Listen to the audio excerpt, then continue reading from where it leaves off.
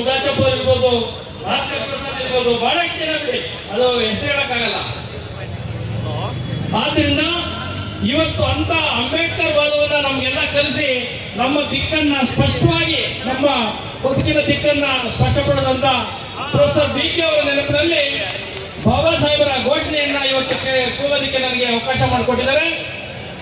ಜೈ ಜೈ ಜೈ ಜೈ ಜೈ ಭೀಮ್, ಜೈ ಜೈ ಜೈ ಜೈ ಭೀಮ್, ಜೈ ಜೈ ಜೈ ಜೈ ಭೀಮ್.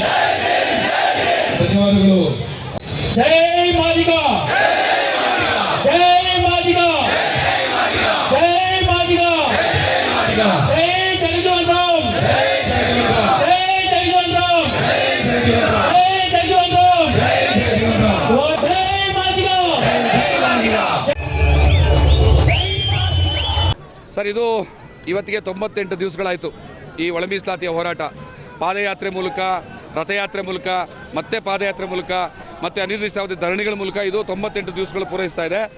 ಇದು 98 ದಿವಸ ಅಲ್ಲ, 98 ವರ್ಷನೇ ಆಗೋಗ್ಬಿಡಲಿ, ಆದರೂ ಕೂಡ ನಿಲ್ಲುವಂಥದ್ದಲ್ಲ. ಅಂದರೆ ಸರ್ಕಾರ ಕೇಳ್ತಾ ಇರೋದು ನಮಗೆ ನ್ಯಾಯ ದಕ್ಕುವವರೆಗೂ ಕೂಡ ನಾವು ನಿಲ್ಲೋದಿಲ್ಲ ಅನ್ನುವಂಥದ್ದು.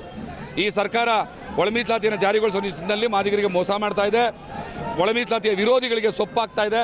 ಹಾಗಾಗಿ ಈ ಸರ್ಕಾರಕ್ಕೆ ನಾವು ಎಚ್ಚರಿಕೆಯನ್ನು ಕೊಡ್ತಾ ಇದ್ದೀವಿ, ಬಡ್ತಿಯನ್ನು ನಿಲ್ಲಿಸಿ ಒಳ ಮೀಸಲಾತಿಯನ್ನು ಜಾರಿಗೊಳಿಸಿ. ಇಲ್ಲದೆ ಹೋದರೆ ಮುಂದಿನ ಚುನಾವಣೆಗಳಲ್ಲಿ ನಿಮ್ಮ ಪಕ್ಷಕ್ಕೆ ಸಮಾಧಿಯನ್ನು ಕಟ್ಟುವಂಥ ಕೆಲಸವನ್ನು ಮಾದಿಗ ಸಮುದಾಯದ ಮಾಡುತ್ತೆ ಅನ್ನೋದನ್ನು ಹೇಳೋದಕ್ಕೆ ಇಷ್ಟಪಡ್ತೀನಿ. ರಾಷ್ಟ್ರೀಯ ಅಧ್ಯಕ್ಷರು ಜೈ ಭೀಮ್ ಅಖಿಲ ಭಾರತ ದಲಿತ ಸಮಿತಿ ಹಾಗೂ ರಾಜ್ಯಾಧ್ಯಕ್ಷರು ಜೈ ಮಾದಿಗರ ಬೌದ್ಧಿಕ ವೇದಿಕೆ ಏನಿವತ್ತು ನಮ್ಮ ಭಾಸ್ಕರ್ ಪ್ರಸಾದ್ರವರು ಮತ್ತು ಭೀಮಾ ಸೈನಿಕರು ಸುಮಾರು ಅಂದರೆ ಒಂದು 4 ತಿಂಗಳಿನಿಂದ ನಮ್ಮ ಒಳ ಮೀಸಲಾತಿ ಜಾರಿಗಾಗಿ ಪಾದಯಾತ್ರೆಗಳ ಮೂಲಕ ಮತ್ತು ಅರಬೆತ್ಲೆ ಮೆರವಣಿಗೆ ಮೂಲಕ ಭಾಳ ಕಷ್ಟಪಟ್ಟು ಇವತ್ತು ಇಲ್ಲಿ ಗಂಟ ಬಂದಿದ್ದಾರೆ. ಆದ್ರೂ ಈ ಸರ್ಕಾರಕ್ಕೆ ಮಾನ ಮರ್ಯಾದೆ ಅನ್ನೋದು ಏನಿಲ್ಲ. ಈ ಸಿದ್ದರಾಮಯ್ಯನಿಗಂತೂ ಹೇಳೋನು ಕೇಳೋನು ಯಾವ ನಿಂದ್ರೆ ಆಗ್ಬಿಟ್ಟಾನೆ. ಯಾಕಂದರೆ ಒಂದು ನಮಗೆ ಬೇಕಾದಂಥ ನಮ್ಮ ಹಕ್ಕನ್ನು ನಾವು ಕೇಳ್ತಾ ಇದ್ದೀವಿ, ನಮ್ಮ ಹಕ್ಕು ಕೊಡೋಕ್ಕೆ ಅವ್ರಿಗೇನೋ ಅವರ ಅಪ್ಪನ ಮನೆಯಿಂದ ಕೊಡೋಂಗೆ ಆಗ್ತಾಯಿದೆ. ಭಾಳ ಬೇಸರ ಆಗ್ತದೆ. ಈ ಒಂದು ವಿಚಾರಗಳನ್ನ ನಾವು ತಗೊಂಡು ಹೋಗ್ಬೇಕಾದ್ರೆ ಮೊನ್ನೆ RCB ಮ್ಯಾಚ್ ಅಂತ ನಡೆದು ಒಂದು ಏನು ಪೊಲೀಸರು ಒಂದು ವ್ಯವಸ್ಥಿತವಾಗಿ ನೀವು ಮಾಡಬೇಡಿ ಅಂತ ಹೇಳಿದ್ರು ಆ ಪೊಲೀಸವ್ರನ್ನ ದಿಕ್ತಪ್ಪಿಸ್ಬಿಟ್ಟು ಇವ್ರು ಕಾರ್ಯಕ್ರಮ ಮಾಡಿ 11 ಜನನ ಬಲಿ ತೊಗೊತಾರೆ. ಈ ನೀಚಗೆಟ್ಟ ಸರ್ಕಾರ ನಮ್ಮ ನಾಚಿಕೆ ಆಗ್ತದೆ. ಒಬ್ಬ ನಿಷ್ಠಾಂತ ಪೊಲೀಸ್ ಅಧಿಕಾರಿಗಳನ್ನು ಸಸ್ಪೆಂಡ್ ಮಾಡ್ತಾರೆ ಅಂದರೆ ಇದೊಂದು ನಮಗೆ ಭಾಳ ಬೇಸರ ಆಗ್ತದೆ.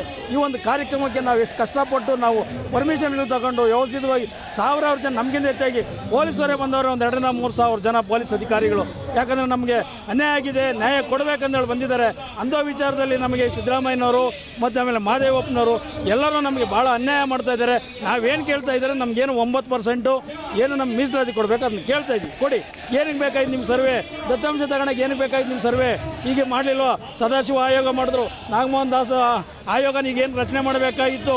ಸುಮ್ಮನೆ ಇವಾಗ ಹೇಳ್ತಾರೆ. ಇವತ್ತು ಪ್ರಜಾವಾಣಿ ಪೇಪರಲ್ಲಿ ಕೆಲವರು ಹೇಳೋರೆ, ನಿಮ್ಮ ಏನನ್ನ ದತ್ತಾಂಶನ ಬೇಕಾದರೆ ಜಾತಿವಾರು ನಮಗೆ ಮಾಹಿತಿ ಕೊಡಿ, ನಾವು ಅದರಂತೆ ನಾವು ಕೋರ್ಟ್ಗೆ ಹೋಗ್ತೀವಿ ಅಂತ. ಏನು ಕೋರ್ಟ್ ಇದೆಲ್ಲ ಮಾಡೋದು, ಮಾಹಿತಿ ಕೊಡೋದು, ತಿರುಗಿ ಕೋರ್ಟ್ ಕಳಿಸೋದು, ಇನ್ನೊಂದು 3-4 ವರ್ಷ ವಿಳಂಬ ಮಾಡಬೇಕಾ?